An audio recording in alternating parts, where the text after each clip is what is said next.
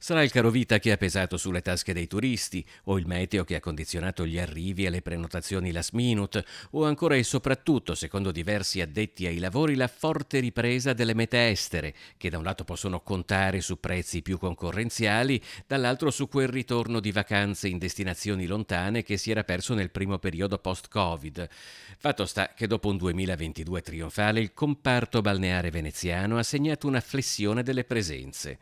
Tra chi viaggia in controtendenza c'è Cavallino Treporti, dove il turismo in plein air ha chiuso il mese di giugno con il segno più. Abbiamo avuto una leggera flessione i primi di luglio, anche se già con il prossimo weekend si ricomincerà a vedere molta gente, soprattutto scandinavi, danesi, ma anche svizzeri, dove cominceranno le prossime ferie,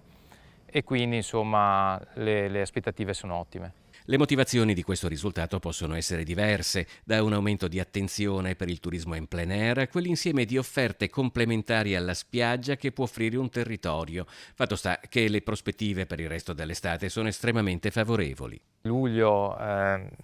ci porterà sicuramente dei numeri interessanti, almeno come quelli dello scorso anno, per poi arrivare ad agosto dove le prenotazioni sono già quasi al 100%,